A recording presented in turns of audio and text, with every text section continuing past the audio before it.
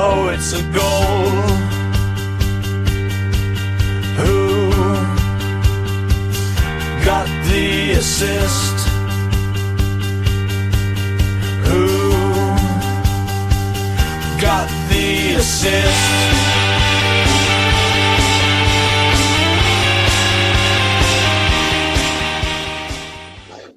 Hello everyone, hope you're doing well. Happy New Year, Gong Hei Fa Choi, or Gong Ji Fa Zhe by the time you listen to this. Chinese New Year, or Lunar New Year, we should probably call it these days. Hope the year of the snake is blessed for you. And if you were born in 1989 like me, it's your year.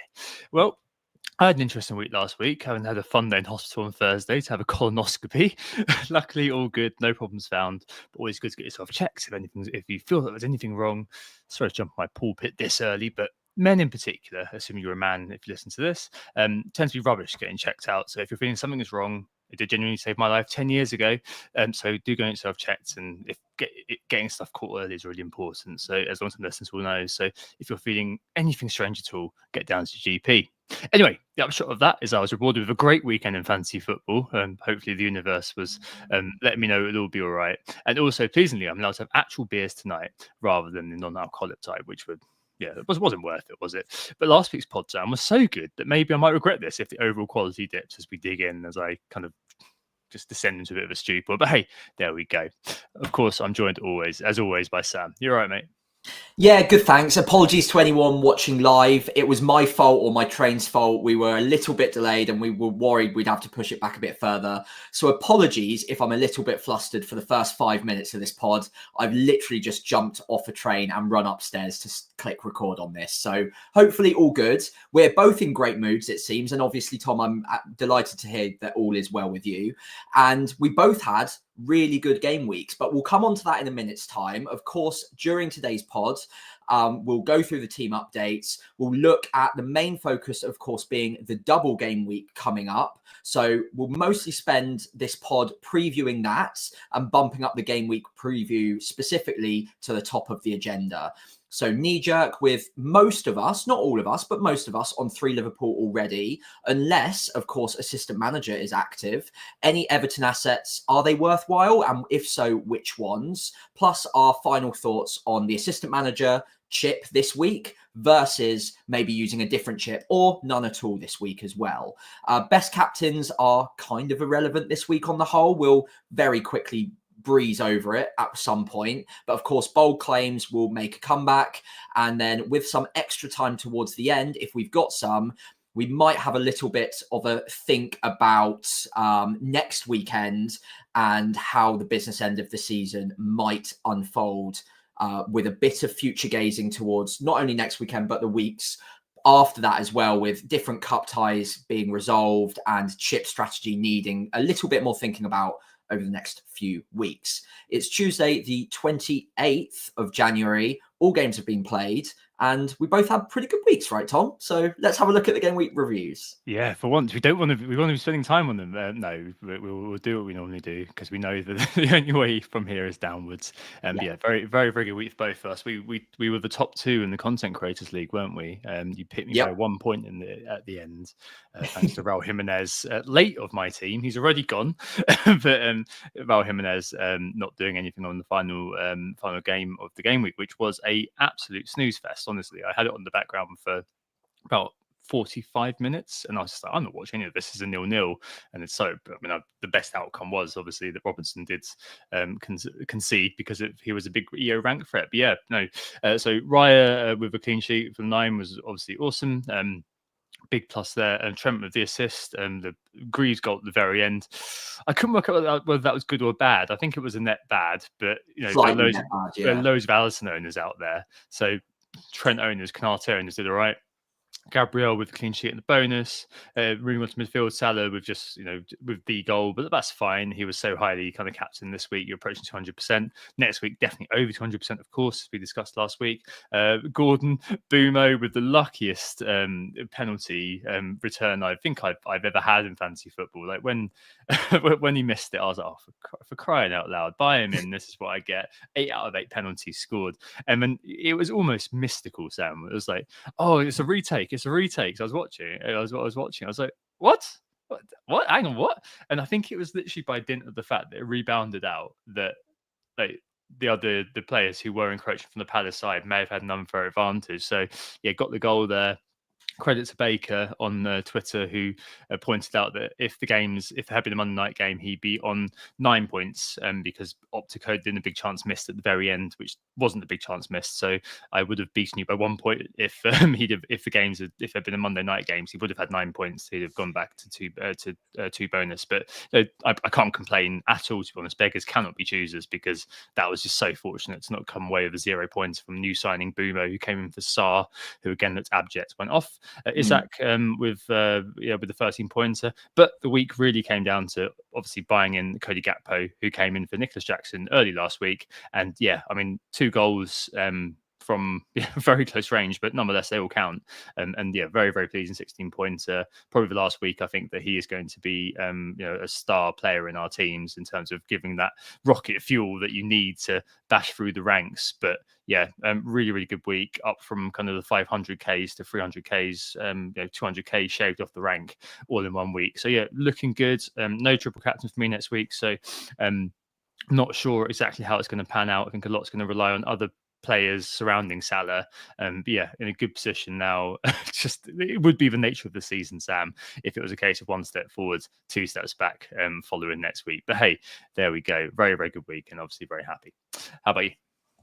Yeah, fantastic as well. Can't complain. I'm up to 440 odd K at the moment. 1 point more than you, so it was very close. But I had all my players all done by the end of the 5:30 kickoff on Saturday, which was a very weird feeling. I didn't actually notice it until the games kicked off at 3 p.m.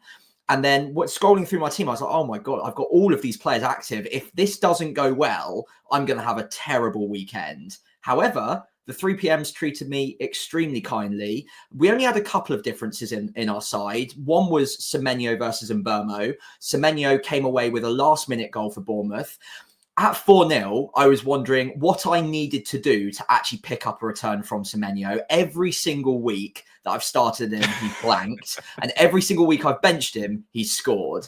I started him against Nottingham Forest thinking it's a tough opposition. Let's reverse the logic here, because every week that I bench him against tough opposition, he seems to do something. And finally, I've broken the curse of Semenyo. So I got points from him. He even snuck a bonus point at the end as well. That was fantastic. João Pedro did absolutely nothing. In fact, probably worse than nothing. And he needs to go. But generally, very happy with the team. I won't run through every single member because they're very similar to you this week in particular. But Gakpo, of course, was a massive highlight. The other thing, you were obviously on one end of the Mbeumo goal. I was on the other end thinking, oh, I cannot believe how lucky I've got that he's, of all the penalty takers, to miss a penalty, especially with Dean Henderson in goal, who was decently owned, and he didn't even make the save either. It was just a proper miss. So there were no penalty save points or anything. I could not believe my luck. I thought all of my luck had occurred on 1 week. And of course, encroachment from Gahey, who then cleared the ball.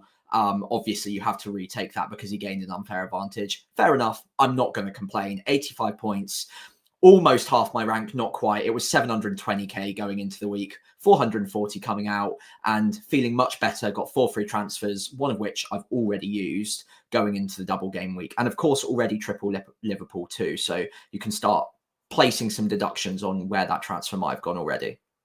Yes, indeed. We'll definitely come on to that, because we're going to start with basically the game week preview and look into the double game week ahead.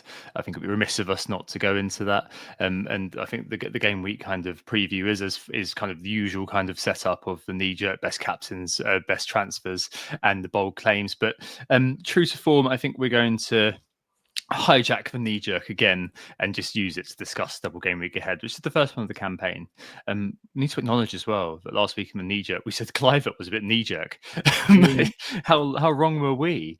I mean, obviously, maybe we were knee jerk in saying he was knee jerk, and I'm at least heavily considering purchasing him before long, in a couple of weeks' time in game week 25. But hey, I mean, just to kind of say the first double game week of the season, and I think what's really worth kind of just bearing in mind about it is the weird structuring that we've got, because there's an FA Cup weekend in between the two games in the double, and Liverpool in particular have got Bournemouth on the 1st of Feb. They play Spurs in the Carabao semi on the 6th, and then Plymouth in the FA Cup on the 9th, before Everton on the 12th. I think they've got a free week, and then they've got Wolves after that, and then I think they've got a free midweek. So there are a few kind of whispers of rotation and things like that, but I think there's probably enough spacing, especially if you kind of look at the FA Cup game and think, who's going to be playing that, to feel probably okay with your Liverpool assets. But I mean, there's still lots of scope to go horribly wrong, for things to go horribly wrong, of course, because there's a little bit of a dip between the two games. But there's nothing really to, I suppose, really worry us too much, is there? No, not personally. I think if the cup game in particular, not the Carabao Cup semi-final, of course, the second game being Plymouth, I think the fact that is against Plymouth, obviously no disrespect to Plymouth, they're a good football side, but they are a league below, and Liverpool will almost certainly field a rotated or heavily rotated side that week. There will be the odd player that would normally start for Liverpool that I'm sure also plays in that game, but we're probably more likely looking at your Van Dijks, your very high X-Mins players that almost will never come out of the side no matter what, unless an injury occurs. We might get a few minutes off the bench for one or two of our assets. If they are desperate, they might bring Salah on for a last-minute winner, but again, against Plymouth, you wouldn't expect them to need to resort to that. It's really that Carabao Cup semi-final, and that is such an important game for FPL as well, because that will indicate who will be blanking, or at least half of who will be blanking come game week 29. So all eyes will be on that game. They are a goal behind, so they'll field their first 11, no question about it. But I think because of the spacing, like you correctly mentioned there, it's 5 days between Bournemouth to the Carabao Cup semi-final. Then they've got the FA Cup game in between. But if you remove that from the calendar, assuming that a lot of our well-known players won't play in that game or get very limited minutes, that's actually another 6-day gap all the way through from the semi-final in the Carabao Cup to Everton on the 12th. Finally, to round off this point, as much as he might want to rotate, if he can wherever possible, they are first in the league. They've got a bit of a buffer to Arsenal, but there is no way on earth they're going to intentionally rotate against either Bournemouth or Everton. They're both away games. Slot will not be underestimating either of those sides, considering the form that they've both been in recently. They will absolutely field their first 11, if at all possible. So for me, it's just about whether players get injured. And I think players like Gakpo, Konate, Van Dijk, Trent, Salah, all of these popular picks, I've got not really much doubt at all that they'll start both of those games as long as they're fit to do so. Absolutely. And I think just kind of building on that, on screen, if you're watching on YouTube, I'll talk through it as well. There's a little bit of data, keeping it light as we just focus squarely on this week. There's no point in doing Moyes versus Dyche data in terms of Everton, because the sample size is far too small.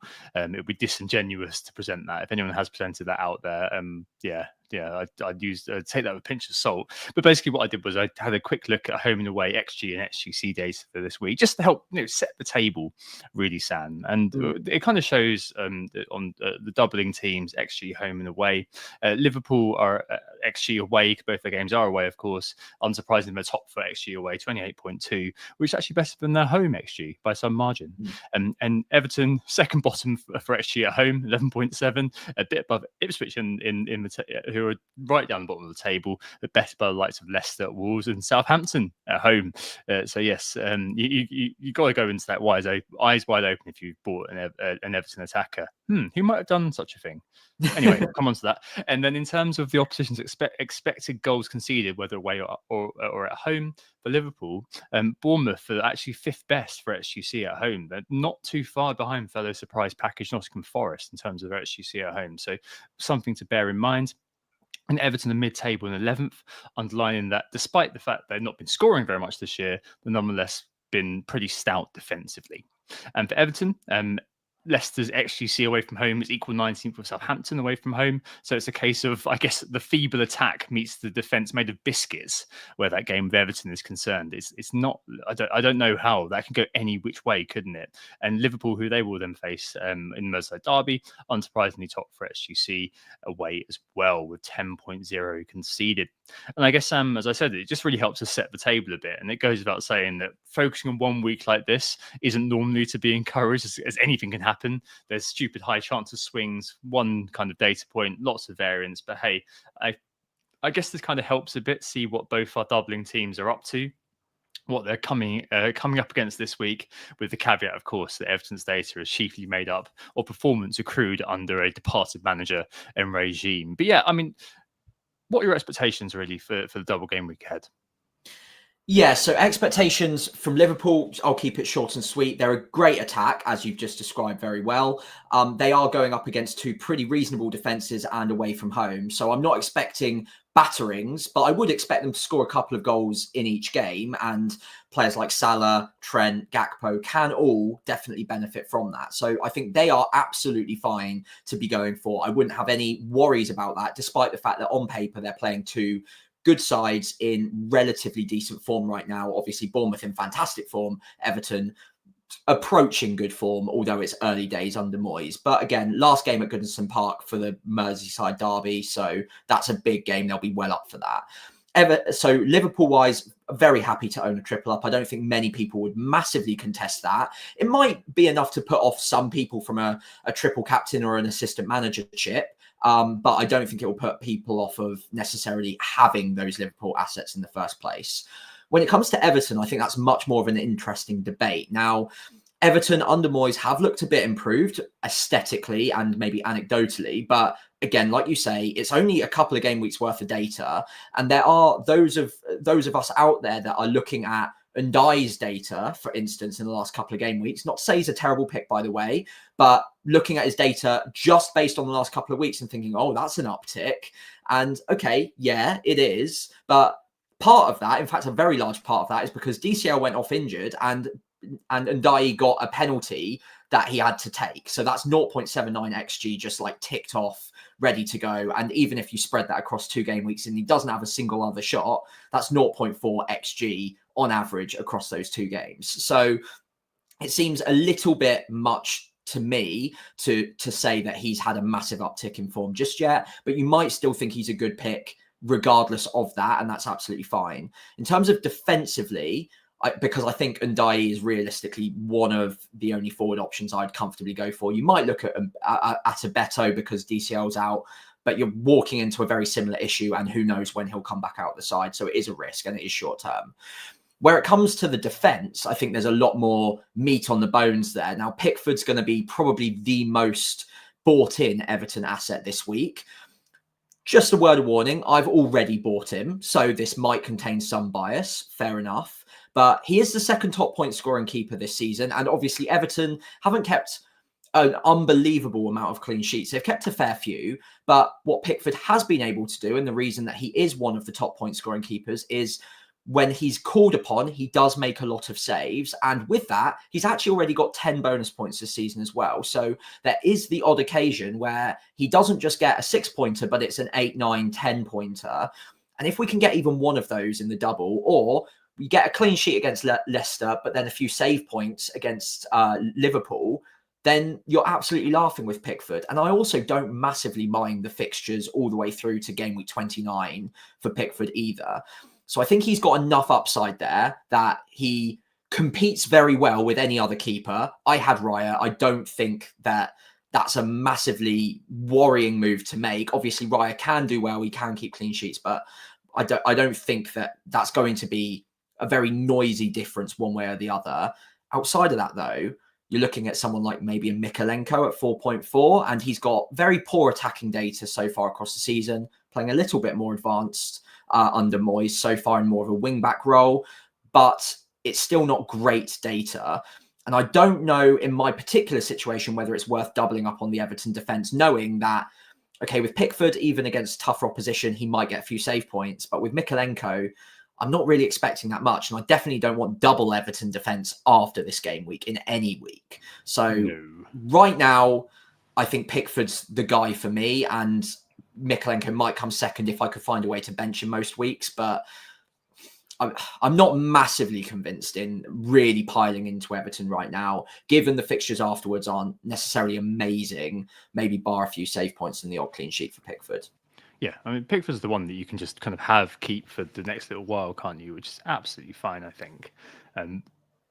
The likes of Ndai, so I've got Ndai and Mikalenko. I've had Mikalenko since game week 6. That horrible wild card, Sam, because I took out Milenkovic and somebody else last minute. God, the amount of points I'd have got if I kept Milenkovic, and decided to go Rico Lewis and Mikalenko as my 2. So I've had Mikalenko all the way since game week 6, carried him through. So I've still got him, and so I was kind of like, yeah, you know what, I'm just gonna, the data's rubbish. Let's be frank. Yeah, you can look at the last couple of game weeks and go, yeah, Ndai is amazing. No, I mean, it is terrible data. It's like 0.2 non-pen XGI per 90. Correct, it's really, really poor. Effectively, you're buying a lottery ticket or 2, and it's up to you how you want to kind of go about that. And in terms of selling a goalkeeper, absolutely fine. Dan just said in the chat, double Everton defense is madness, right? Asking for a friend. I mean, you're buying a lottery ticket effectively, and I do think the Leicester game is probably the best in the double game week. Well, but it is the best in double game week from an FPL perspective, probably. And just remembering that Leicester are terrible defensively and Everton are rubbish offensively, so it could be anything that particular game. And honestly, they're a team where you could get away with all different manifestations of how you think about it. You can get away with avoiding them entirely and thinking they're a massive trap. You can get away with just having one of them. You can get away with having 2 of them. And if you do want to go, as was my initial plan before Bournemouth just have made themselves unavoidable, as we'll talk about in a little minute, you can probably just about justify, because it's a double, going in for all 3. But you're really sweating, aren't you, if you don't get anything from that Leicester game? You're basically putting all your chips on that Leicester game going your way. I did see something that the last few Merseyside derbies have been goalless, so that's something to obviously bear in mind. But yeah, I mean, it really is kind of shooting for the moon a little bit in that regard, and but that's fine. Sometimes you do want to kind of buy a lottery ticket.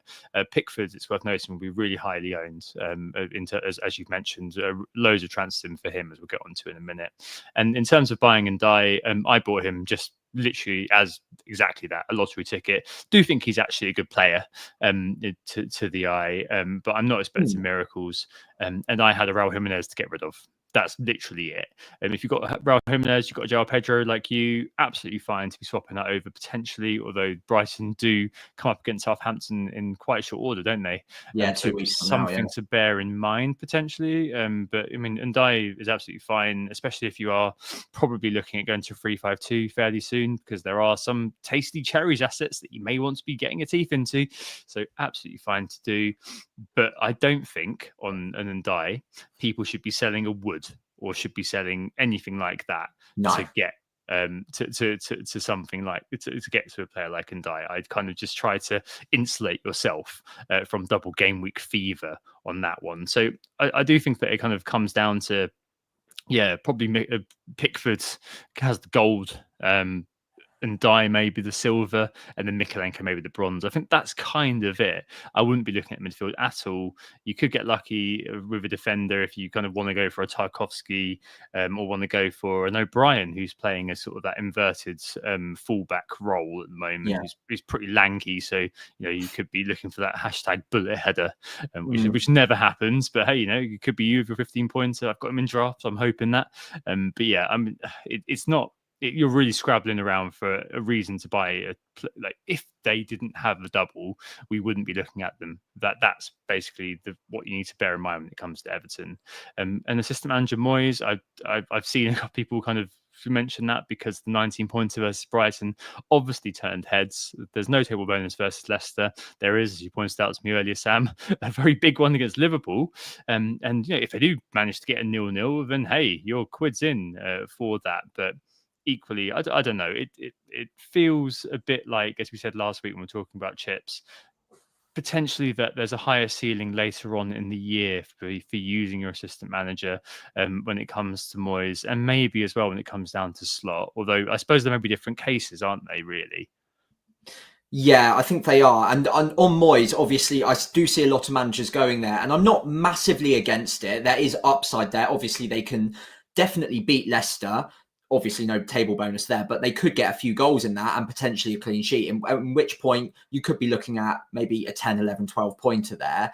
Liverpool will be much more difficult. What I would say is if your expectation or your hope is for them to sneak a 0-0 draw, that, I believe, if I'm working it out correctly, is something like 10 points. So it's 3 points for the draw, 5 points for the table bonus, and then 2 points for the clean sheet. So that's 10 points if they get a 0-0 draw against Liverpool, which for me, like, doesn't feel that amazing. It might be good enough. And obviously, look, if they're sneaking a 0-0, they might sneak a 1-0, and then you're massively quids in. But it's just not quite enough for me to consider it. And I think maybe I've coloured my opinion a bit because I've got the triple captain left to play. And I think assistant manager is slightly easier to use later on in the season, whereas triple captain is more suitable to a smaller double. So I've maybe pre-plan that and come up with my own conclusion based on that information. With Slot, again, the upside's potentially there with both games, but like I mentioned at the start of this section, I don't see either of them as bankers. I don't think they're massively easy games. And although I think I'd expect Liverpool to probably win both, it would not be crazy for them to come away with 2 draws. And I wouldn't be shocked if Bournemouth put up a really strong fight. We've seen how good they are against teams that play out from the back. They press them high, they go man for man, and they will be formidable, especially at the Vitality. And then Everton, like I said, it's their final Merseyside derby at Goodison Park. They're going to be right up for it. And David Moyes, of all managers, knows exactly how important that game is. So I don't think either are bankers. And that would be enough to probably put me off of going assistant manager, which for me, anyway, is the most powerful chip and it has the most upside. Whereas a triple captain, I don't even need Liverpool to win the games. I just need Salah to get a goal or an attacking return in both. And I think that's perfectly reasonable. And even if it both is in a 1-1 draw, then I'm still looking at a 20-pointer. So it's, or an 18-pointer. It's not that bad. So that's the way I'm leaning at the moment on assistant manager. I don't think it's quite there for me to attack with this double game week, but I've seen managers going for it, very good managers, and you could easily get something big from it. I just don't personally see it. I mean, I was having a chat with a few online just on the chips, friend of the pod, Kenny, for example, and he was just kind of saying, well, it just feels logical to drop the CC here by kind of process elimination rather than being particularly excited about the fixtures. And Greg asked, are there any other times and places to use triple captain? Let's just take kind of the logical thing first, just to reiterate what we were talking about last week, in case people have missed that one. I mean, just due to the way that everything is structured going forward in terms of doubles that are coming in 33 and 37, the feeling is that really this is the only triple captain within a double that you can drop where you get the fabled 2 bites at the cherry. It doesn't mean, of course, in kind of speaking to Greg's question, that these are not, there are better fixtures kind of out there on a single game week basis if there's something that you're feeling. So for example, Palmer in 27, Salah in 28 both have Southampton. Dango or Clivert or Semenyo in 25 indeed have Southampton, and Haaland in 36 too, if we are just going to be basically beating on the Saints, which I don't think is actually probably the worst idea really with a triple captain. I also did that with my triple captain and got a princely 18 points for it. So hey, stranger things have happened. But I suppose in answer to Greg's question, it would be a single game week that you really fancy, depending on your chip situation. If you spat all your other chips, then maybe you would be holding a triple captain from those doubles coming up. But I mean, really here, Sam, it is a process of elimination, which means that, we know and we appreciate and we accept that these aren't the best fixtures for Liverpool, but it's not the best double we've ever seen in our lives. But it just feels by kind of, this is where it goes logically, right? Yeah, for me it is. And the big reason is because we've got those other chips left to attack, and especially with my triple captain as well in my situation, there are only 2 other double game weeks that are potentially on the agenda, barring any sort of massive storms that get other games postponed. That being 33 and 36. Now, 36 will be dependent on who makes it far enough in the FA Cup. 33 is a little bit more scripted in terms of who could potentially go there. 1 or 2 games postponed from 34 might come forward a week, but we generally can get a sense for who might be doubling there. What we do know, though, is only one extra fixture has been added to Game Week 24, and that's the only one that can be added now. Obviously, it's too late to add any more. With the others, there will be further games added. So there will be, I think, a minimum of 2 added to Game Week 33, possibly more. And Game Week 36, there should be a few more than that as well. With that in mind, it's much easier to play a bench boost in a week where several teams are doubling, because you've got the opportunity of building a side that not only has doublers in your starting 11. So in this week, your maximum is 6. So of course you're going to be starting all of them, and all of your bench will be filled with single game week players. Whereas later on in the season, there is at least the opportunity to fill out much more of your side with double game week players. And even if you have 1 or 2 single game week players left, they tend to be the players that you're really confident on that week. You're really high upside, like a Salah, who might not be a double game weeker, but has a great single, or someone like a Clivert, maybe, who I don't know who he might have that week, but he might have a good fixture. You might want to hold on to them for that week. So that week lends itself more to a bench boost or an assistant manager chip. The reason I like assistant manager later on is also for that reason, that it gives me options on who I might want to use it on at that point. In this one, I've got very limited. It has to be Moyes or Slot, really, if I want to attack a double. I don't love either. Whereas later on in the season, it could be one of 8 teams potentially, some of which will have table bonus, some of which will just be very good sides with good fixtures. And I can cherry pick who I think will make the best option for me at that time. And also, as we mentioned last week, assistant manager later on, there'll be teams on the beach. There will be teams towards the bottom of the league fighting for their lives, really motivated, perhaps coming into a decent patch of form. We've seen it in years go by with like a Sunderland, for instance, getting on a bit of a charge towards the end of the season, picking up points against sides you wouldn't expect normally. And therefore, table bonus is very much on the cards around then. So again, I want to use that later on by process of elimination, bench boost and assistant manager. I want to use on the bigger doubles, as explained, and triple captain slots in quite nicely this week. There you go. Yep, indeed. So that's kind of Everton and the chips. I suppose I think we've assumed that most people have free Liverpool in place with the carrot of the Ipswich game that's just gone. Unless you're assistant managing Slot. We've both kind of discussed again why maybe that isn't really on the table for us, but can completely understand why people might want to do that, especially if you're going to covering triple captaincies and tightly fought mini league or something like that. I completely understand that. So I suppose we should quickly kind of voice over where we are with free Liverpool. So we've both got Salah, Trent, and Gakpo. Mm-hmm. I think that would probably be the 3 that we'd nominate. I know there's some Alisson ownership out there, and Van Dijk and Konate. So we'll discuss those very quickly. So yeah, I suppose Salah's obviously the nailed on one. Trent, I mean that we can leave the debate to one side whether he's actually worth what he costs and all this sort of thing. Absolutely on fire though versus Ipswich. I mean, he, admittedly, yes, quality of opposition, etc., but could have had a mega haul, couldn't he? Like, it hit the post. I think he had another one where he was very close. It was, some of the balls that he was putting in was just like, well, why is no one scoring this? I mean, it was not far away from Leicester, his performance versus Leicester on Boxing Day all those years ago.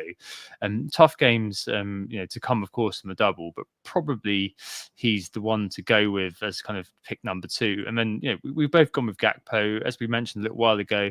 Wouldn't be buying into kind of rotation fears. I suspect he'll play all of the kind of Bournemouth, Spurs, and the Carabao, miss Plymouth, Everton, and Wolves, and then have a rest in the free midweek they got after that. And so I think those would probably be the 3, but a lot of it this year is so situational depending on what you've got where. So if you're happy with your front 3, say you've got, I don't know, Woods, Isaac, and you've got another third Wisser. striker, or you're in a free, a Wisser, and maybe you wouldn't want to be moving in a Konate. Sorry, moving in a Gakpo. So maybe that would make you look at maybe a double defence, so Konate or Van Dijk at the back. Konate, I believe, is still managing his knee, and Allison as well was the FPL review darling.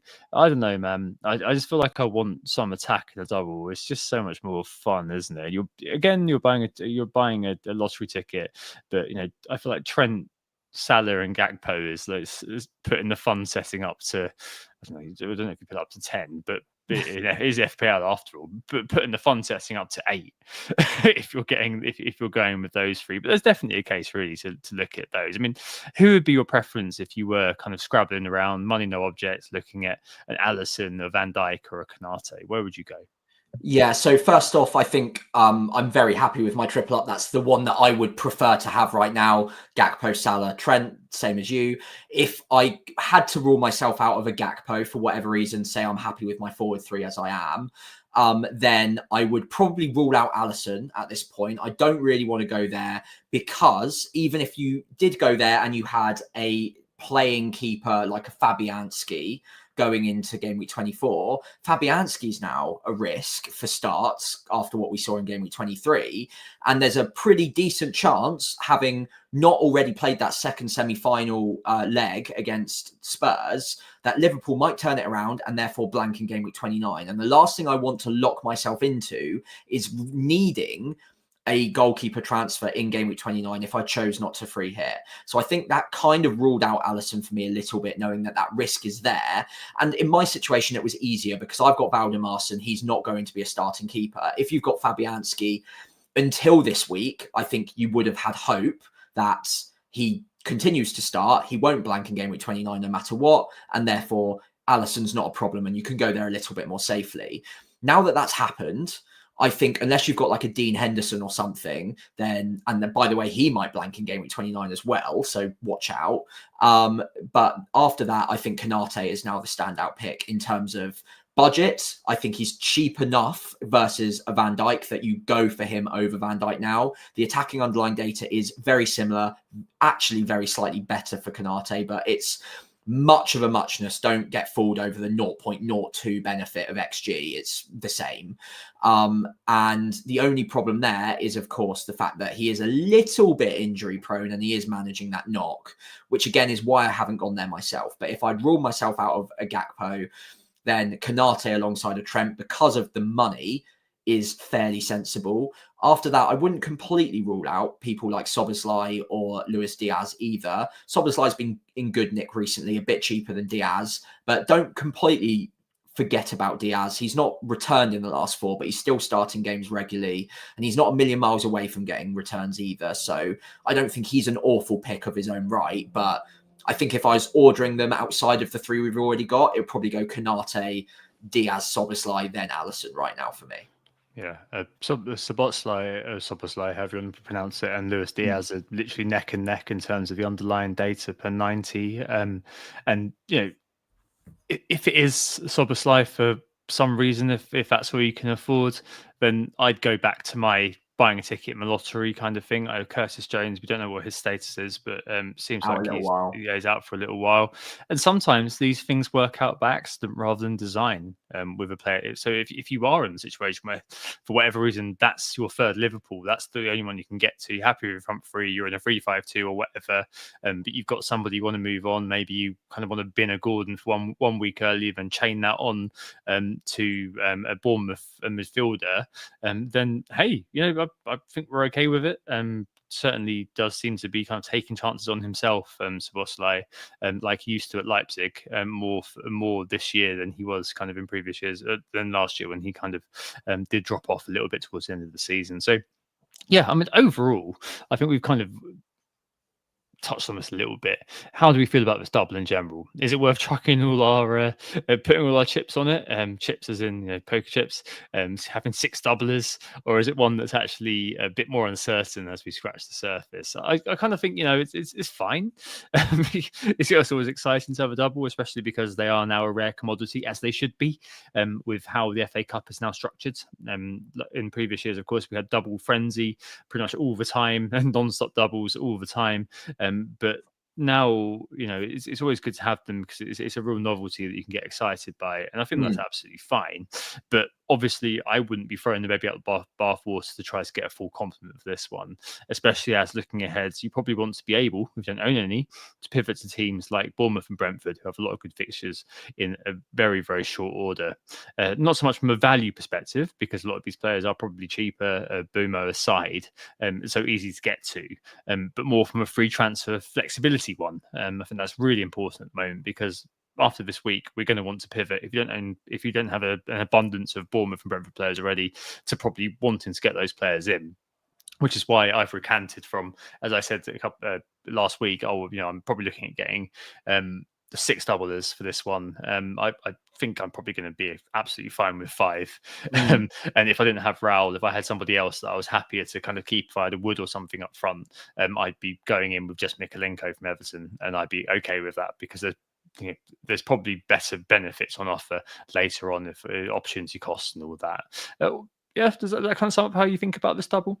I completely agree with you. I think it's one that you don't mind leaning into from a Liverpool perspective at all. A triple up of Liverpool seems perfectly logical and reasonable. Everton, I tread carefully, but I don't think it's a bad bet to be going for 1 or 2. I think the sweet spot is around 4 to 5 overall, including 3 Liverpool in there. So 1 to 2 Everton, depending on your predisposition to pain and whether or not you've got plenty of free transfers to get rid of maybe that second Everton down the line, and make sure that you future plan a little bit with those. If you can bench that second Everton asset, or even third, then fair enough. But I would prefer maybe just dip my toe in the Everton waters a little bit. I'll probably just go for Pickford at this point and look to attack elsewhere with the good fixtures and those free transfers later on, or even actually this week in certain cases as well for single game week players. Yeah, I mean, I think with Ndai and Mikalenko, they disappear onto my bench after this week, and I'm perfectly fine with that. If you can plan it in, you can price it into whatever you're trying to do, I think it's absolutely fine. So yeah, interesting double. We'll see how it goes. And tangentially linked to this, best captain for this week, it's Salah. Right, moving on. But I mean, it really is. As we said last week, it is going to be a defensive captain for non-triple captainers. And I suppose you can take solace in the fact that most people aren't really getting kind of a triple captain in a classic sense, because it is a player that most people are going to have captains. They're kind of getting a bit more of the base score than they would otherwise. But yeah, it's still kind of going to be a fairly, I don't know. I think you said last week you probably expect like a 250s, 260, something like that in terms of effective ownership. So you're still going to have like a fairly substantial Salah against you. Just the copium is that you're still going to get the majority of those points, and also the copium is that those fixtures aren't necessarily the best ones in the world for Liverpool. If you're really, really chasing Sam, are there any extenuating circumstances that could lead you to a Gakpo or even a Trent? I know this Senor Sam is potentially looking at Trent because he loves the guy. I mean, I don't know. I don't know where you'd have to be or what situation you'd have to be in to maybe get to that conclusion. I think Gakpo's a no for me, because everything Gakpo offers, Salah does with benefits. And Gakpo himself has actually, I think this is mainly variance, but it's playing on my mind a tad, especially if you were looking to captain him ahead of Salah, whose away data is amazing, by the way, in fact, better than at home. Gakpo's only returned 1 goal away from home in the Premier League so far this season, which I think is just a bit of variance. I wouldn't worry too much about it, but it's enough to maybe just throw that question out there, and maybe just summarizes the fact that he's nowhere near as potent as Salah is. So I wouldn't expect him to consistently be outscoring him and I wouldn't be going there as a captaincy candidate this week. Trent, I'd be maybe a little bit more interested in, because I do see both of those games being pretty cagey. Bournemouth could obviously score a couple. They've been pretty good at breaking teams down, but Liverpool have been hard to beat at the back and hard to get past, generally speaking. So it wouldn't be crazy to suggest that they could keep one, if not two, clean sheets across the double.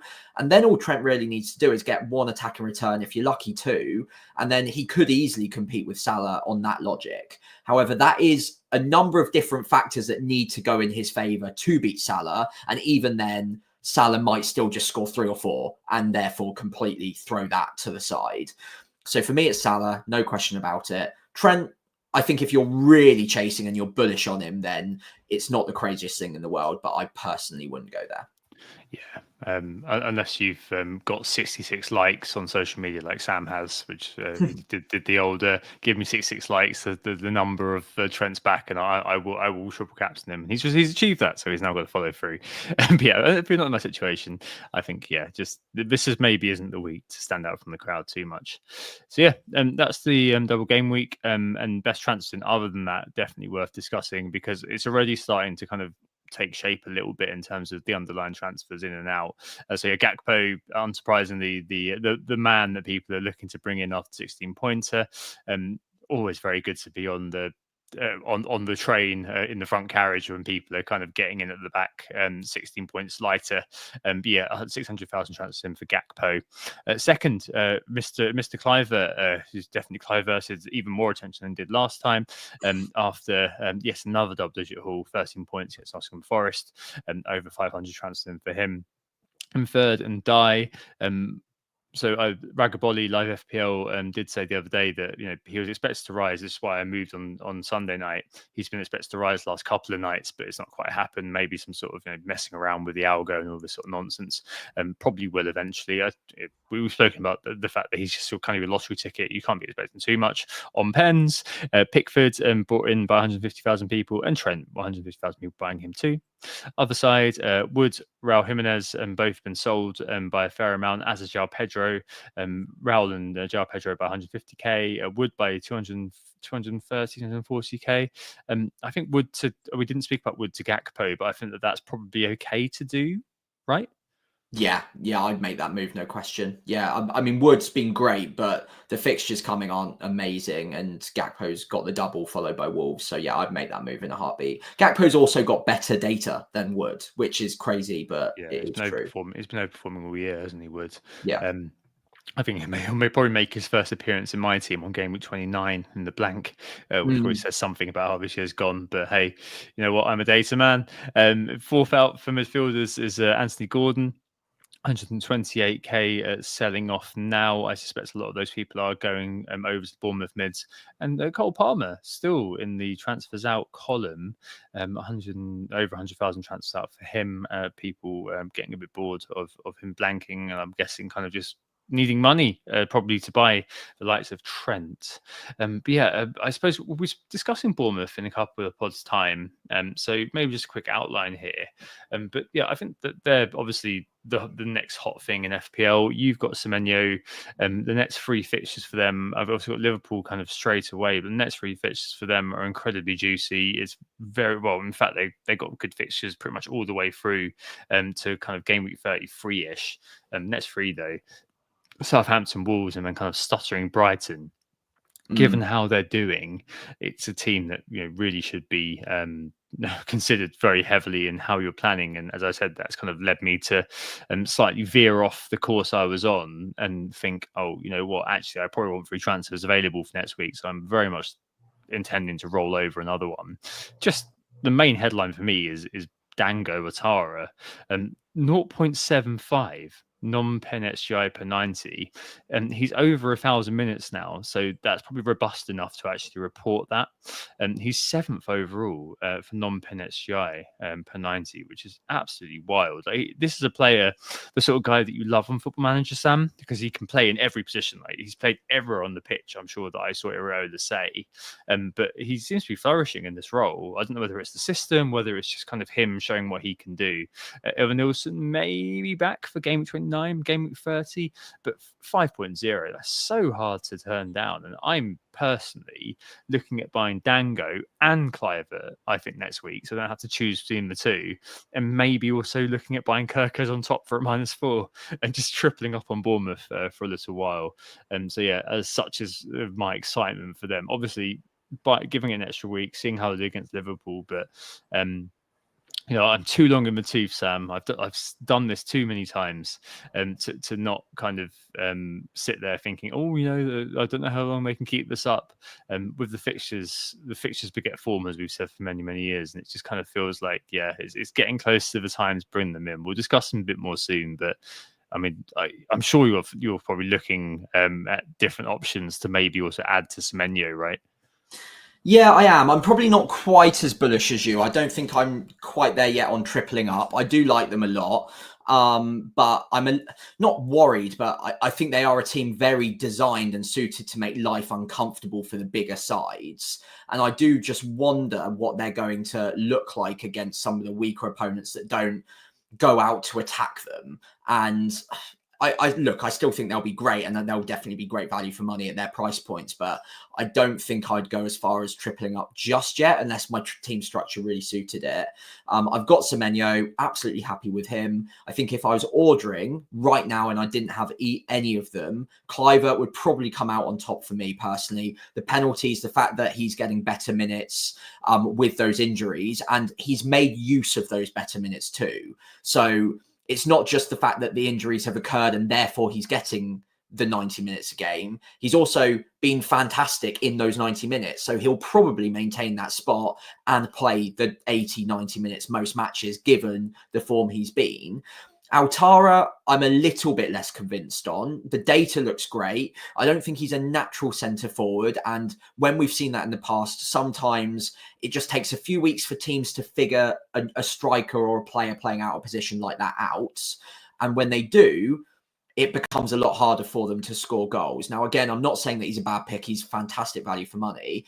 But he will probably be the first one of that forward line to get subbed or to get benched when some of these players come back from injury. Evanilson is obviously the direct opponent in terms of, or competition in terms of that centre forward role. But if a Tavernier comes back in, for instance, then that could completely throw it all out of whack as well. And maybe Altara comes off the bench for Cliver at some point instead. And it just doesn't fill me with massive confidence on him just yet. If he keeps getting hat-tricks, then obviously it will become a Clivert thing where he will just keep playing and getting great minutes, because why wouldn't you? I'm quite bullish on Kirkes. I think that's a great option, and I think they will keep plenty of clean sheets in the upcoming run. Happy enough with Semenyo. If I was picking right now, I'd slightly go Clivert, but I think if you've got Semenyo like I do already, he's been brilliant. The data's good. The volume of shots is high, and he's fantastic in terms of the expected minutes. They're all going to haul against Southampton. I can tell you that for free. So get one or two of them, and you're going to be laughing for the next few game weeks. Not this week, though. Yeah, no, I agree with you. Something to kind of slightly point out is that Bournemouth have overperformed. So the headlines obviously have been the 4-1 versus Newcastle and the 5-0 versus Nottingham Forest. Against Newcastle, their XG was 2, and they scored 4. Against Nottingham Forest, the XG was 1.7, they scored 5. So it's a case of riding the wave. Native Faith in the chat has just said, Bournemouth run out his team effectively. Eventually, I think they will. But obviously, sometimes in FPL it is about riding the wave a little bit and not being too stubborn about these things. Saints and Wolves coming up, definitely teams will work it out. These teams, the sort of caliber of team who are going to be able to enact the plan to work that out? Probably not. Kirkes fine. Howson, whose name always makes me kind of think, hang on, you talk about Johnny Howson, the Norwich and Middlesbrough legend, whenever his name comes up. No. So yeah, he's another option as well if you're looking to go cheap. The Bournemouth chat, I think, is kind of obscuring another one, who's Brentford. So I'm obviously very happy with Bumo, but another one who may be in mind coming up is Visser. Visser is actually 10th for non-pen XGI per 90 this year, whereas Bumo, he's actually just inside the top 50. He's 49th from 0.43, which is obviously not bad at all. But nonetheless, I had lunch with a friend of the pod, FPL Fran, today. Coincidentally, we found out that we work in adjacent buildings, and he was saying that Bumo is actually strongly contingent on those moments and making good decisions, and obviously having the pens. So yeah, quite a lot kind of those two teams, the bees and the cherries, both probably coming onto radars very soon. I think in terms of best transfers in this week, probably wouldn't be prioritizing them if you're if you've got 0.0 and you want to buy a player before a price change, so you want to get rid of an Ahmad or your fifth midfielder, you've got just enough money, you're worried about price changes, you're going to bench them anyway. That's fine. I wouldn't be too worried about actually playing them against Liverpool, given the form they're in, to be fair. But the likes of Boomer, the likes of Wissa, Dr. Tottenham, Sam, certainly got to be in consideration, right? You've got a João Pedro sitting there. You're not thinking about Wissa? I'm almost certain to buy him this week. I'm 99% of the way there. I love him. I think he's absolutely class. Brentford farm big chances as well. Everything they do, even Thomas Frank has come out on Monday Night Football talking about the way that they create big chances, and that even the way they position their forwards and their body position is all designed around making sure they keep getting those big chances for those centre forwards. And Wissa, as you mentioned, the data's great. The price point's fantastic as well. And I've got a João Pedro who is absolutely stinking on my side. And I've also got the money in the bank to do it for one move now because I've sold Raya for Pickford. So that was the plan going into this game week. I'm waiting on that move just on the off chance that there's an injury or something like that. But barring that, he's coming in for João Pedro, almost no question about it. The minutes are great, the data's great, the fixtures are great, and like you said, Dr. Tottenham will see you now. And I think, especially for Brentford, of all teams, they are so well suited to playing that Spurs game right into their own hands. And if they can get 3 or 4 big chances against Spurs, I back them to score 3 or 4 goals. So Wissa, I love. And actually, I'm pretty bullish on potentially getting both of them, and Burmo and Wissa, this game week for Gordon and João Pedro respectively, and avoiding getting any other Everton players altogether, just having Pickford, using 3 of my free transfers, 2 of which on single game week players to go hard on Brentford, because I really, really like this fixture. And then after this week, I'm going to love owning them as well. So what do you think of that? Is that too much? Yeah, Dan in the chat actually said I'm tempted because it's Spurs for Bumo, but he's not sure he can sell Gordon before a home game. That's the thing, yeah. Yeah. I'm leaving Gordon this week, but then he's a very, very convenient kind of patsy for selling on, because this is the last good game for Newcastle. Let's be fair. I was looking at Lewis Hall, for example, over the next few weeks, which is why I'm looking at buying Kirkes, because over the next, I'm 25 Man City away, 26 Nottingham Forest at home, 27 Liverpool away. I'm not playing him in any of those games, which is why I'm looking at buying Kirkes, because my defense needs a refresh. Forest at home, that's a good week. I know, but then Kirkes would be playing Brighton away. I don't know. But yeah, it's one of those, isn't it, where I'd be probably almost definitely, in fact, given Spurs' current predicament, very, very, very, very much behind your idea there, Sam, to be honest. I think getting in on that early is absolutely fine with me. Fulham did look, defensively they're fairly solid. It's going up front, it's going forward where they look a tiny bit toothless right now. But defensively, I think that they have been fairly solid this year, and they're 4th from bottom for XGC over the course of the season. And I know you've got the St James's Park effect, and I completely kind of appreciate that.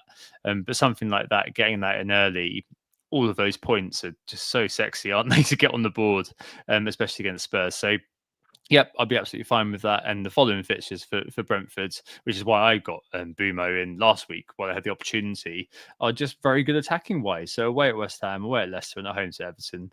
And Everton obviously a stout defence, and then at home to Villa after that, whose defence has again been a little bit dodgy. And I think they're very almost ironclad to be playing in 29. That is against Bournemouth. But again, any game you'd be expecting those two players to be kind of sort of the co-talisman. And Wissa is always so impressive, isn't he? Come out one of those players whose underlying was always fairly decent, but I think this year seems to have been his real breakthrough year in terms of FPL. Yeah, I mean, his underlying data, you correctly say, has always been really promising. The only reason no one's ever really picked him before now is because he wasn't a reliable starter. He's more of a bench man / a 60-minute man. With Tony no longer there, he's really stepped up as that key centre forward for them. And yeah, he's made that position his own now, to the point where Mbeumo is happy enough playing wide in that 3-4-3 when they play that system, and Wissa just stays very central. So yeah, love the data. The price point's fantastic. Minutes are great. And I think also, actually, just lastly, I think he's had almost the highest shot volume out of any player in the last 4 game weeks. He hasn't really got the returns to back it up recently, but all of the figures that you normally look at to try and predict future returns are all pointing in his direction. So he's a player that, again, I'm very bullish on, and I'm pretty certain I'm going to be buying him this week, potentially alongside Mbeumo as well, which is a player, again, you just can't really ever go wrong on. He's got good data, 90 minutes penalties. So great. Jealous of that. Very, very jealous of that. No, I think that we'll talk about that in the next. We've got 2 pods, haven't we, before the next game week? So in one of those 2 pods, we'll be speaking about that. That's for sure. All right. In terms of rounding off the rest of the game week preview, on to bold claims. Didn't quite work out for either of us this week, but I think I'm happy. I don't think you were. Not happy, no, but we're very accepting now of our fate as Southampton fans. We'll be in the Championship next year. For a brief glimmering moment, I thought I might be onto something when Southampton took the lead against Newcastle. But no, 2 promoted sides needed to gain points this weekend. Of course, Leicester did me a bit of a service in that regard, but by that point, it was already too late, and Ipswich and Southampton had both already lost. So no point for me. Yeah, none for me. The Jackson Brace versus Man City. You got subbed actually really early as well, but obviously I'm so glad to have finally gotten rid of him. Frankly, just flat to deceive. He's not on my enemies list. He's not a Bruno or an Eze. That it will take me a lot of convincing to go back to. But I think that he's just a very streaky player who definitely seems to rely on confidence. Now he's shot of it, doesn't seem to be kind of working. And it kind of shows that, Chelsea are reportedly get rid of Nkunku, but at the moment he's the one who's still kind of coming on at the 60, 70 minute. So very, very glad to get rid of him. Very glad that it didn't come through, to be honest. Bold claims for this week. Yes, so I'm going in true double game week fashion, and we've gone quite similar here actually, for a single game weeker to be the top point scorer in the double game week. So no Liverpool, no Everton, someone else, hopefully someone like a Wissa, if I buy him in, is going to be the top point scorer in game week 24. Yeah, similar theme for me. So an Everton player outscores Salah in double game week 24. That would be huge. Yeah, obviously, I'm hoping it's Mykolenko gets a golden assist, or that'd be so funny. Or Ndiaye gets a hat trick against Leicester, gets unleashed by Moyes. That would be obviously brilliant. But do I believe this will happen? No, it's a happiness hedge, of course. But we need to get some points on the board, Sam. Maybe we need to start being less bold. Maybe we need to start being mild. Beige claims, mild claims. Need Salah to get a point. yeah. We just start to ramp it downwards a little bit, just get some points on the board towards the end of the year. So it's been 3-2 probably for about 4 weeks, no, even longer, maybe about 8 or 9 weeks now. Yeah. So need to both get into form. I think our confidence has definitely kind of gone downhill a little bit, but I feel like both of those are bold enough for the week ahead. Yeah. Right. So I think for the rest of this pod, we've kind of got a little bit of spare time because it's a game week preview, but it is a main pod. So I thought that maybe it might be worth kind of just doing a bit of kind of future gazing, a few kind of random thoughts to pick through. If you've got any questions in the chat as well, do feel free to throw them our way. But really, I think it's just about thinking about how the final part of the season may play out from what we know right now. And I know, Sam, there are a couple of bits and pieces that you wanted to pick up from the chip pods last week that maybe we can kind of just throw in here a little bit in terms of in terms of teams who are doubling and all of that sort of jazz. So there's so much planning that's going to be needed, isn't there, for the second half of the season with the assistant manager chip. Lots of things that we're going to need to keep abreast of. And I suppose it's really a case of, how are we feeling about it? I think it's going to be, if you're a nerd like us, I think it's going to be your fabled sexy spreadsheet with me kind of coming back into the planning tent. I just think it's going to be so exciting, really, to go through that and really figure out exactly when's best to deploy that system manager chip. Oh yeah, for sure. And although I've seen a lot of hesitation about whether the assistant manager chip is good or bad in terms of whether they should have added it to the game in the first place, I'm not going to really comment on that necessarily, because until we've seen it pan out, it's quite hard to tell. But I don't think it necessarily goes against the spirit of the game. It's the same way that we're kind of gambling on which players are going to score points. We're now just expanding that to teams a little bit. So I don't hate it, but let's see how it plays out. It might end up being way too heavy in terms of the variance, and there's obviously a huge luck element to it, and it could just throw overall ranks out of whack. So that is something I'm willing to accept, but also something that I kind of want to lean into, because as someone at 440 odd K right now, it was worse last game week, having that idea or that hope that I've got a chip later on in the season that if I play it right and I go against the grain, even though a triple captain you can go against the grain, or a bench boost you can slightly go against the grain, or even on a wild card, the chances of an assistant manager chip panning out for you are much higher in terms of like the points that you can make up than it working on a triple captaincy. You might get lucky. Everyone's popular triple captain might blank. They waste that chip, and then you pick someone very, very low owned. And obviously you'll go down as a legend if you manage to do it. But that's quite noisy. Whereas with assistant manager, you just need 2, maybe 3 outcomes to go your way in low likelihood opportunities. And it's not like if an obvious one pays off that you're even behind because of the table bonus. You can still massively gain rank on players who go a bit safer, go for a slot, go for a pep, who get a couple of wins in their 3 or 4 fixtures. If you get 1, maybe 2 wins off of a relegation fodder side against table bonus teams, that could be huge for your season. That could be absolutely massive for your rank, could catapult you past the people who played it safe.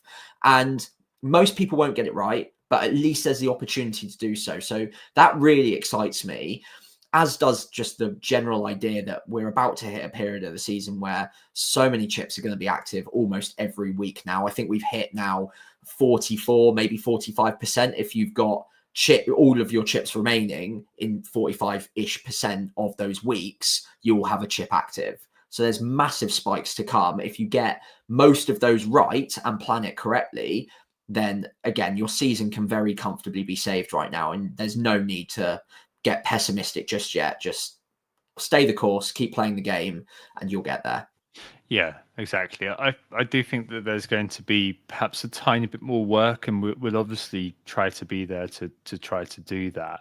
But there is going to be a little bit more work in kind of just keeping an eye on the Premier League table and just making sure that when you do hit the AM button, that the manager you're going with is still kind of eligible for table bonus. So we spoke about Spurs potentially being one of those teams who could be a really, really good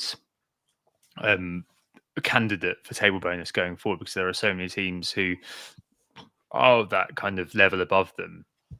Now, I think we need to just keep an eye basically on how things kind of turn out later on in the season, and which of the 33 or 37 does look the best for using AM. That's kind of the big unknown. But from there, we can then sort of keep an eye on exactly which teams maybe do qualify for table bonus, especially in the doubles, however they fall out. If the Holy Grail would indeed be, I don't know, talking to your point, Sam, if Ipswich, who have got a good sort of end of the season, I think that they might be a team that you might be looking at. If Leicester do pull away and West Ham do pull away a little bit further, if Spurs do kind of go really kind of far down the pecking order, at the moment they are projected to have by James Planet FPL a double game week in 36 with Palace at home, Liverpool away, and then they've got Aston Villa and Brighton. Of those, Palace wouldn't qualify if they were table bonus. But Liverpool game certainly would, and the Villa game certainly would, and the Brighton game certainly would. So you've got 3 out of 4 of those games who potentially looking like they could be table bonus. We'd definitely be sat there looking at basically results week to week, as I said last week, just to make sure that results go a certain way. So you keep that kind of that kind of five place buffer, which is going to be a really interesting exercise for a lot of us for managers who don't look at the Premier League table as much as we should, apart from at the end of match of the day, by which point I'm normally asleep, let's be fair. But, I think it's something that's going to be really important. But yeah, I mean, overall, I do think it's a really interesting little chip that's been kind of thrown in. My feeling is that I don't know. I feel like there's been a bit more of a slow embrace of the chip over the last few weeks compared to the initial sort of reaction. And most people are going to stick to the initial reaction because you know what the world's like these days. I think a lot of people have kind of thought about it and gone, actually, yeah, this is really powerful if it's deployed properly and if you get lucky. And I think that if we do see a few sort of huge success stories over the next few weeks, then I think that it could be, one of those things that does actually gain popularity. Don't know if they're going to include it next year, no idea. And the only kind of shame about it almost is that a team kind of like Bournemouth, for example, would be the sort of team that you really want to play it on, but actually, there's no table bonus, so they're doing too well, which is a bit rubbish. But hey, I think it's all right. I just really hope that we can land it. And it's one of those things as well that feeds into that 5 free transfers thing. So maybe we did have a plan after all, Sam. Maybe we did have a plan with including the 5 free transfers this year, plus the AM. Let's just see how they do it next year. Lots of stuff from FPL Challenge, for example, including recoveries and including all these sorts of smaller minutiae of the data, which may come into FPL scoring in the near future. I don't know if that actually will, just because it's meant to be a simple game. Yeah. But Fantasy Bundesliga includes all of these things, Sam, and it's still a great game to play. People will get used to it, though. They will, but people will get used to it very quickly if it is thrown in. Just a few small things, like including bonus for certain bits and pieces, or extra points for recoveries, and extra points for winning penalties rather than just scoring them. Like even small things like that, like they did in the other sort of formats we played down the years. Even those could be really interesting. Another one which I think kind of came to mind for me, and Senior Sam in the chat said that he thought Marmouche might be really interesting going forward. I do think kind of the elephant in the room really at the moment in our FPL teams is just the lack of City generally. I think by game week 29 there'll be thoughts of how to do it, and I've got a few kind of tentative plans to maybe kind of get Foden in, but probably not get Haaland. Dan in the chat said he was looking to just kind of roll through 29 and kind of play the free hit in 34, which is likely to be kind of a slightly bigger blank. But I think City, if they do come back into the meta, into the template, as it were, I think they're going to be a real headache. So at the moment, it's almost like it's just quite idyllic at the moment, because it's actually quite straightforward, and we're not really too worried about money a lot of the time. There's no place where we're kind of making huge compromises, and it's quite good because we can just forget City exists. But I don't think it'll be very long before we're suddenly in a situation where like, oh crap, we need to really think about these guys again. Yeah, a couple of hat-tricks on the bounce for Haaland, and we're all going to be ripping up our sides. I think the only problem with City right now, and the reason that we're not massively looking at them as active transfers is the fixtures look pretty rough for the next few game weeks. Once they're out of the way, then we're going to majorly have to rethink our plans, I think, because they do look much more potent in front of goal. And I don't really care whether they're defensively solid or not. I don't care even if they're winning games, and they might drop several points between now and the end of the season with the way that their defense is so easily susceptible to those counterattacks without Rodri in it.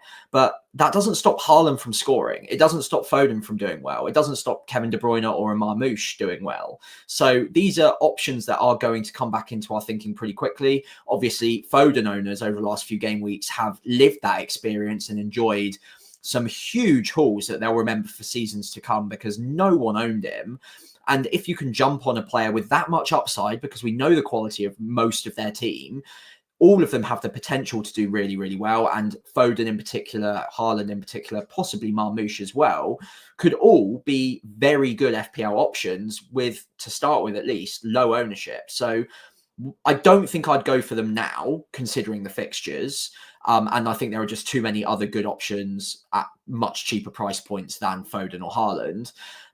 But later on down the line, there will be some budgetary issues in our sides, knowing that Haaland will be coming in for quite a few. Some will try and avoid the temptation. It will be difficult though. And Foden probably more popular because he's a little bit more graspable as an FPL asset.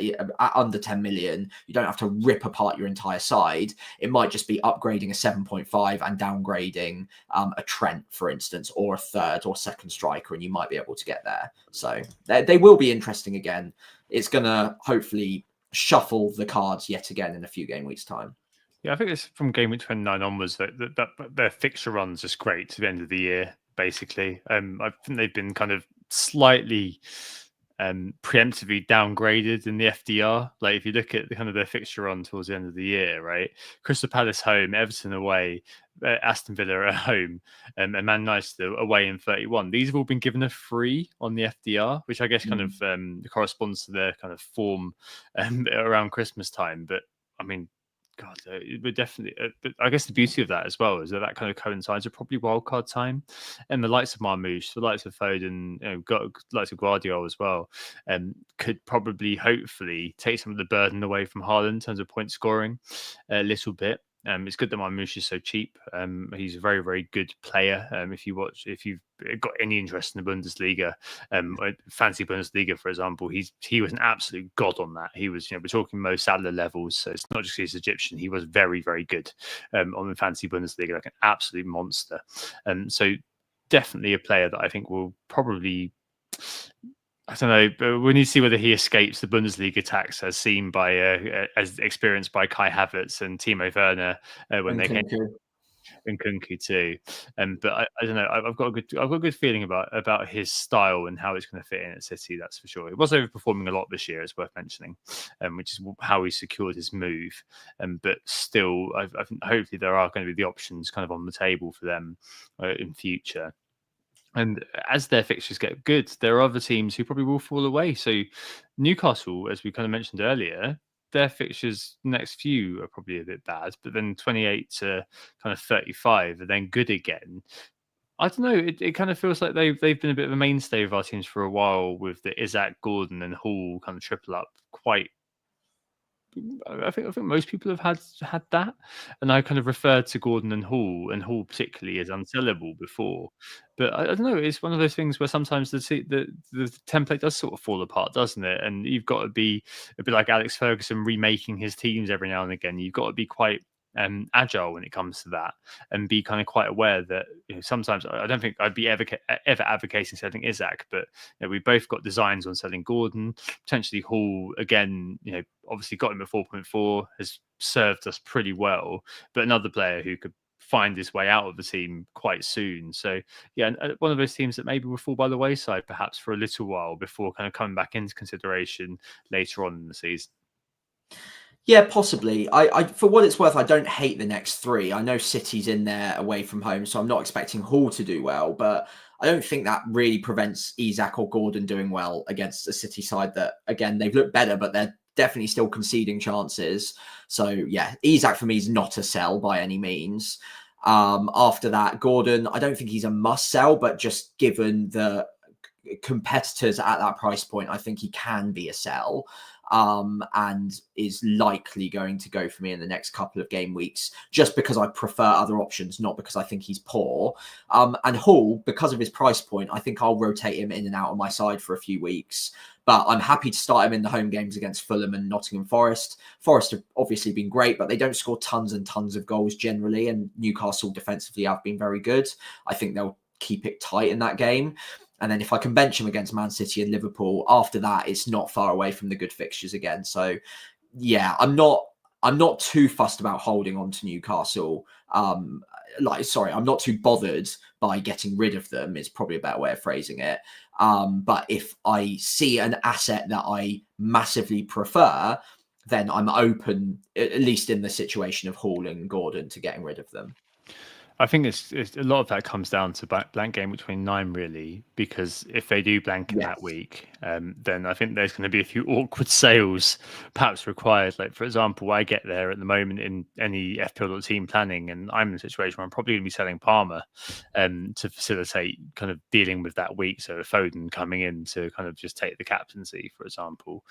So it's not kind of the best situation in the world when it comes to that, and there are going to be a few awkward sales and a whole few kind of awkward situations needed. But yeah, you're completely right. I think in some cases, for example, mine, I need to completely overhaul my defense at some point, because I've got Hall and I've got Van Hecke, Van Useless, and Mikalenko on my bench.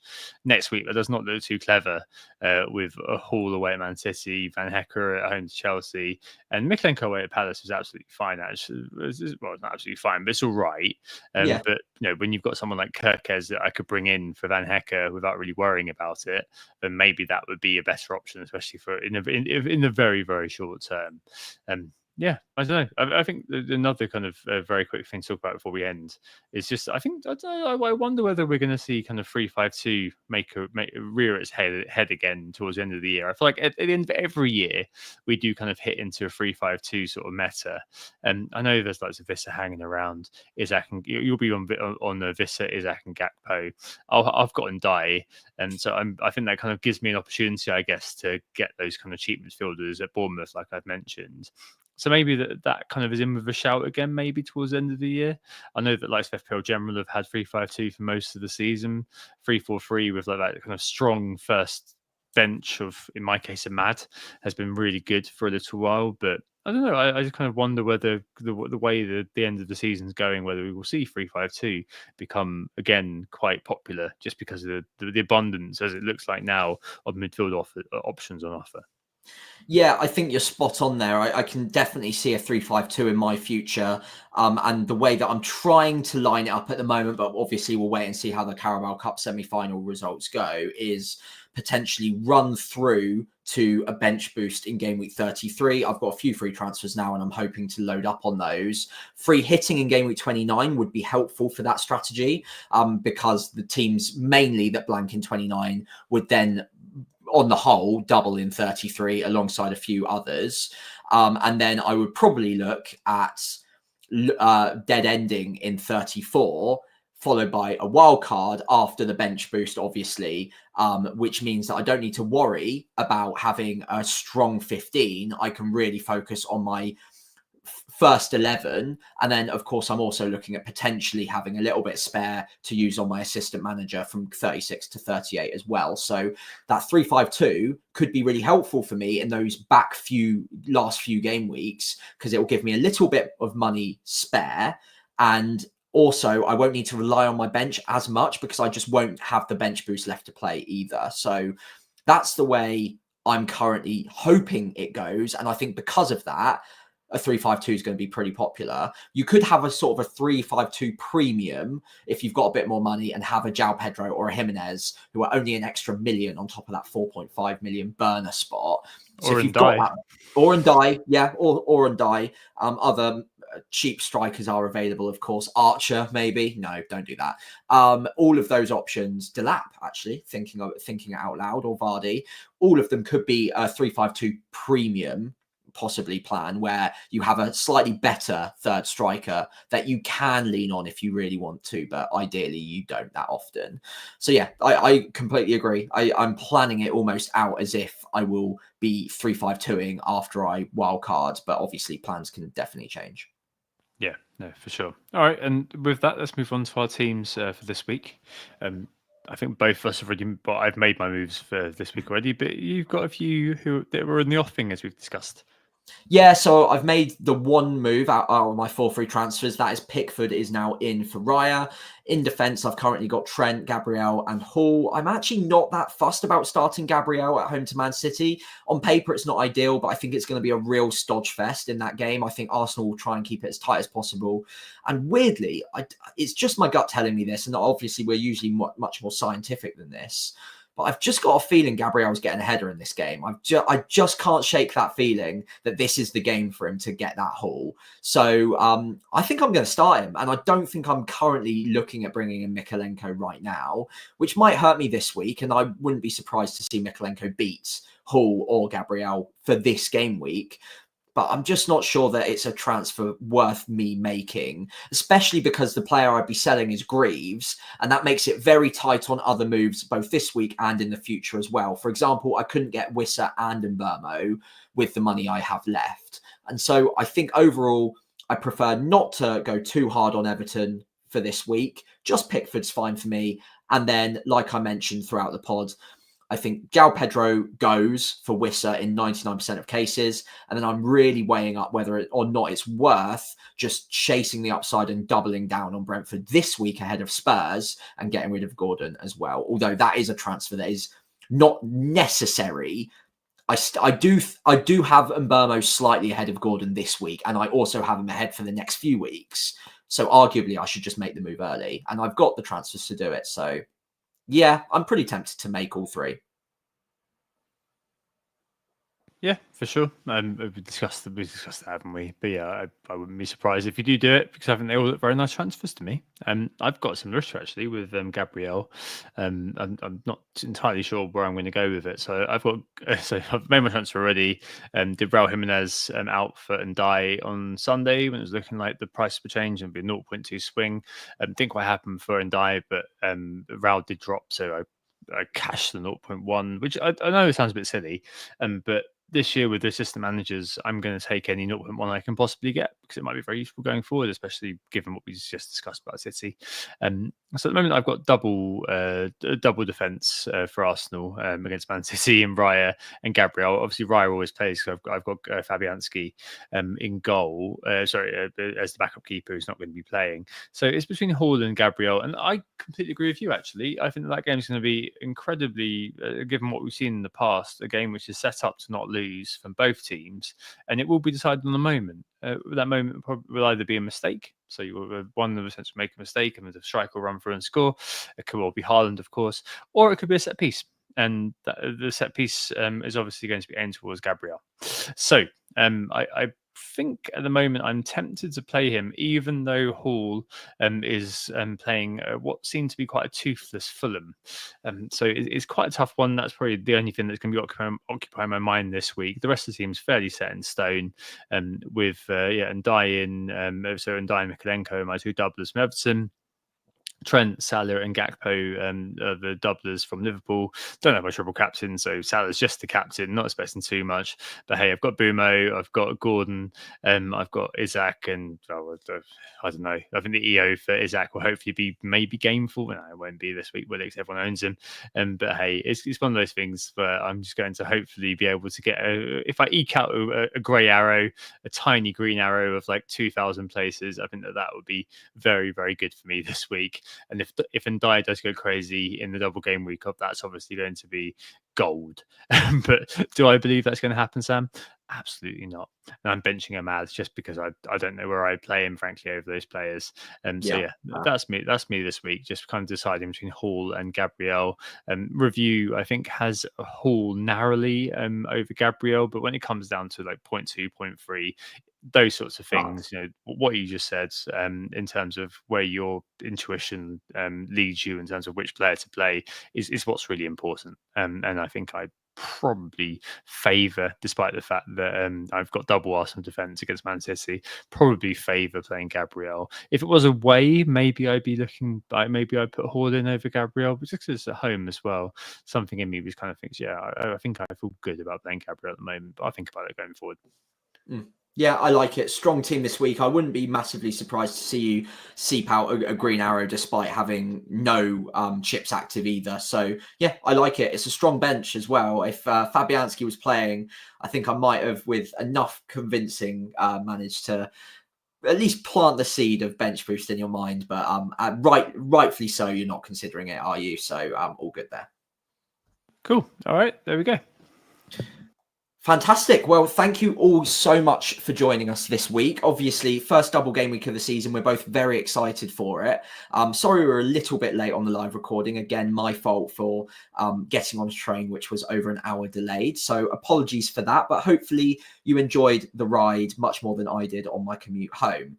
In the meantime, we have been Who Got the Assist. You can find us on Twitter or X, however you want to call it, at WGTA_FPL or FPL Pricey on there. Blue Sky is WGTA or FPL Pricey on there. Instagram and Threads, it's WGTA.FPL or FPL Pricey on there for me. And if you enjoyed the pod, as always, if you could give us a follow on those social channels, that'd be amazing. If you could give the pod a 5-star rating wherever you're listening to it, that'd be equally great. And finally, if you're watching along live, which a few of you are right now, if you could leave a like on the stream and also subscribe to the channel, that would be massively appreciated. It really does help us out. Yes, thank you very much for doing that, and thank you very much for watching and listening. A quick shout for FPL Meets, retweeted and posted across socials. Saturday, the 8th of March, for the first Bear in Waterloo, London, from 12:30 onwards. All televised games on TV. Forest City at midday, Brentford Villa at 5:30, and a late game of Wolves Everton, but we'll all be sloshed by then anyway, so who cares? Should be a great occasion. Definitely come along if you're new to it and you're coming alone or whatever. Please don't hesitate to give me a shout and I'll come and meet you and get you introduced to people, etc., etc. Always an awesome occasion. You'll meet new friends and who knows, maybe even your future podcast partner, right, Sam? Yeah, thanks for listening. We'll be back on Sunday night. Just because I'm off on holiday next week, I'm off to see Mr. Tumble. Really. And then we'll be back Tuesday the week after. Have a great week and we'll speak to you next weekend. Oh, it's a goal. Who got the assist? Who got the assist?